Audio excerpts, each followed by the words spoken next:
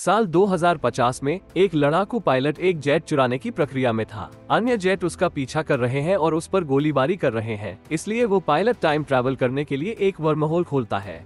वर्ष 2022 में दमा से पीड़ित 12 वर्षीय एडम को फिर से दबंगों द्वारा पीटा जा रहा है।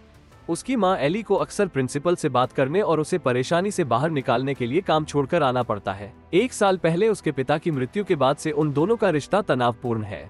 एक रात एली अपने दोस्त के साथ बाहर जाती है और एडम घर पर अकेला होता है। वो आराम से वीडियो गेम खेल रहा होता है कि तभी अचानक बिजली चली जाती है।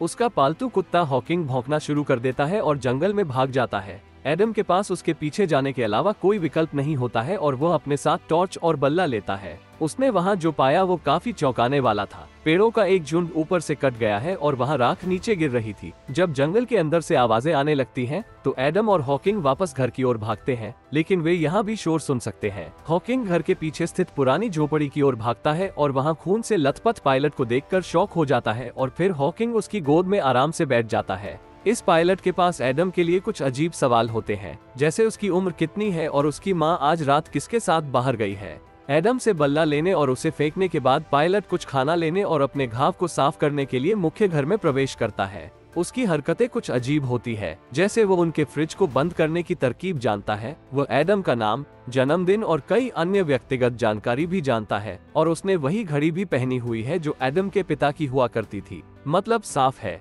ये लड़का भी एडम है, लेकिन भविष्य से। जैसे ही वे जंगल में वापस जाते हैं तो फ्यूचर एडम बताता है कि वो 2018 में जाने की कोशिश कर रहा था, लेकिन किसी कारण से वो यहाँ आ गया। उसे तुरंत वापस जाने की आवश्यकता है, लेकिन उसका जेट जिसने पेड़ों की चोटी को काटा है, उसकी चोट के कारण उसे उड़ान भरने की अनुमति नहीं देगा। चूंकि यह डीएनए स्कैन के माध्यम से सक्रिय होता है, इसलिए वो लिटिल एडम को बटन दबाने के लिए कहता है, जिससे जेट फिर से काम करने लगता है। बिग एडम जेट को स्वयं की मरम्मत शुरू करने के लिए प्रोग्राम करता है, जिसमें थोड़ा समय लगेगा। इस बीच लिटिल एडम एली का स्वागत करने के लिए घर में वापस जाता है और एली के दोस्त से अच्छे से बिहेव नहीं करता है। इससे उसकी माँ बहुत परेशान हो जाती है और ताज़ी हवा के लिए बाहर चली जाती है, जिससे बिग एडम को उन्हें फिर से देखने का मौका मिलता है। अगले दिन एली के काम पर जाने के बाद लिटिल एडम बिग एडम को अपने माता पिता के कमरे में ले जाता है, ताकि वह अपने पिता के कुछ कपड़े पहन सके और ध्यान आकर्षित किए बिना शहर में जा सके। बिग एडम अपने पिता की पसंदीदा जैकेट पहनता है और लिटिल एडम से कहता है कि वो अपनी माँ के साथ बेहतर व्यवहार करे, अन्यथा उसे बाद में इसका पछतावा होगा।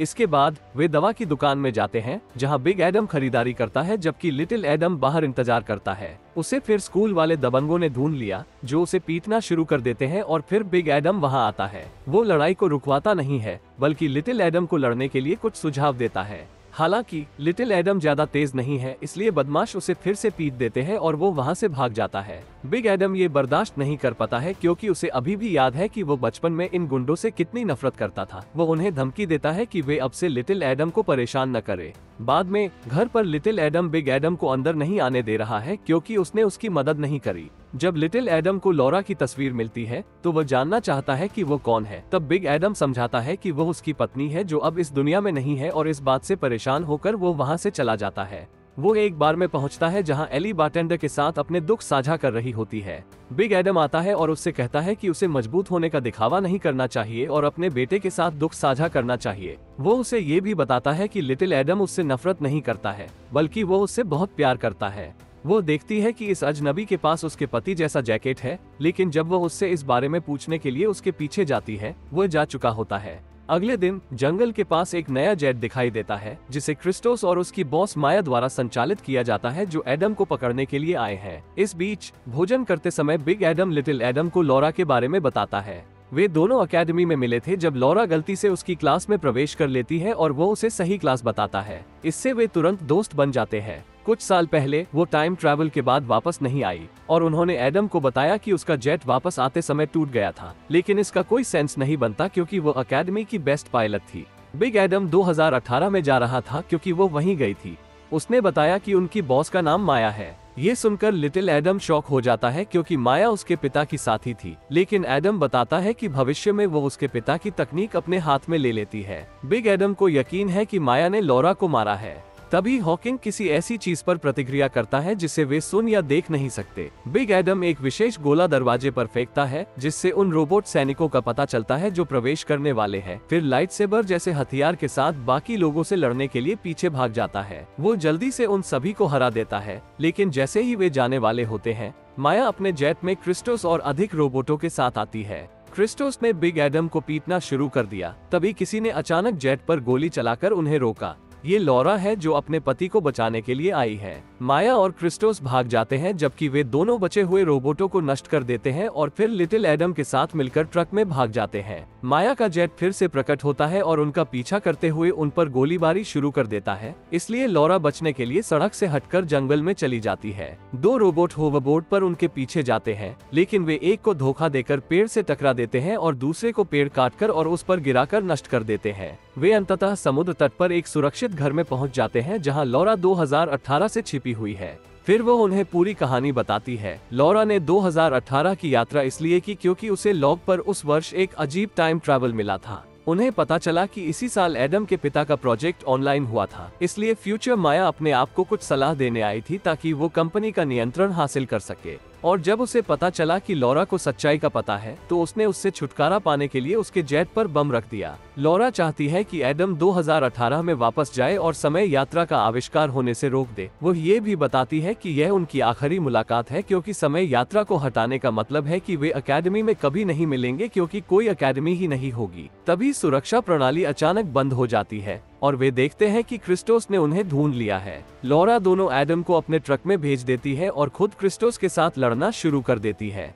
फिर वह माया को अपने जेट में आते हुए देखती है। लिटिल एडम जेट को सक्रिय करने के लिए अपने फिंगरप्रिंट का उपयोग करता है और साथ में वे वहां से उड़ जाते हैं। उधर लॉरा को गोली मारने के बाद क्रिस्टोस और माया उन्हें देखते हैं और उनके पीछे आते हैं। उनसे बचने के लिए बिग एडम जेट द्वारा टाइम ट्रैवल करते हैं और 2018 में पहुंच जाते हैं। बिग एडम कॉलेज जाता है जहां लुई अपनी क्लास खत्म कर रहे हैं। अपने छात्रों के चले जाने के बाद वह बिग एडम को पीछे बैठा देखता है और तुरंत उसे पहचान लेता है। वे लुई को समझाने की कोशिश करते हैं कि वे यहाँ क्यों आए हैं, लेकिन लुई उन्हें सुनने से इनकार कर देता है क्योंकि वो समयरेखा के साथ छेड़छाड़ नहीं करना चाहता है।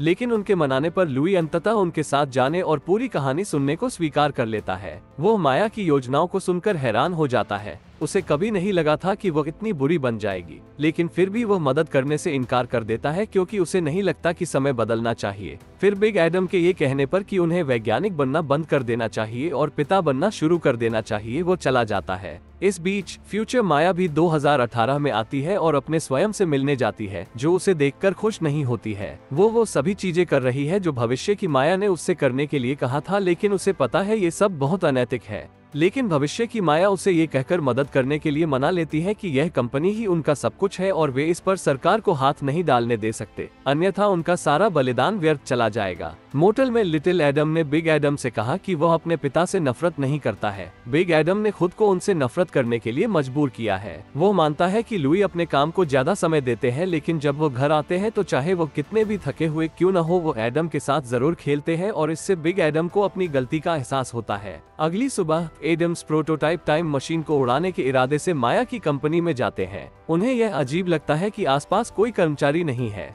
ऐसा इसलिए है क्योंकि माया ने उन्हें दूर भेज दिया है और उस जगह को रोबोटों से भर दिया है, जिनसे बिग एडम अपने लाइट सेबर जैसे हथियार से लड़ने के लिए आगे बढ़ता है, जबकि लिटिल एडम दूर से ड्रोन के साथ बैकअप देता है।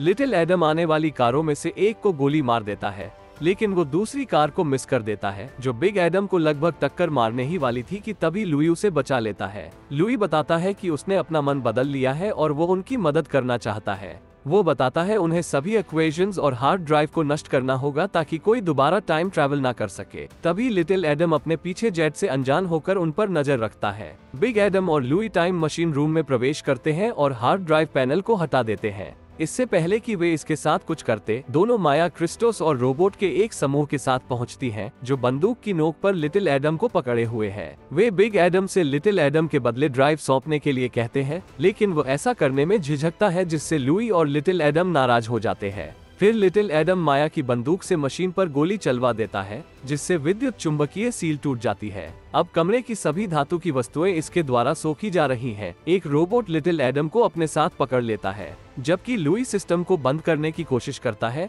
क्रिस्टोस बिग एडम से लड़ता है और लिटिल एडम रोबोट को मुक्का मारकर खुद को मुक्त करता है।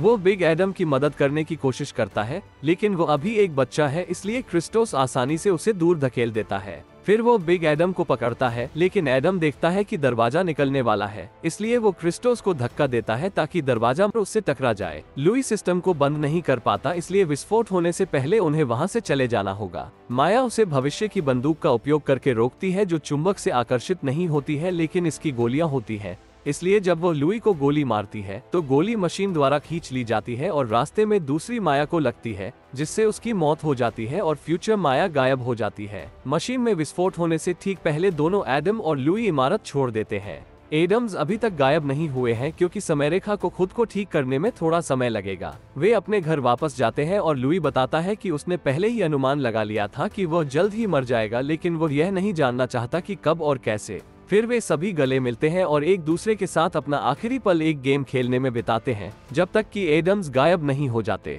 2022 में एडम अपनी मां को गले लगाता है और उन्हें बताता है कि वो उनसे बहुत प्यार करता है। भविष्य में लॉरा कॉलेज में गलत क्लास में प्रवेश करती है और एडम से फिर से मिलती है। इसके साथ ही कहानी का अंत होता है।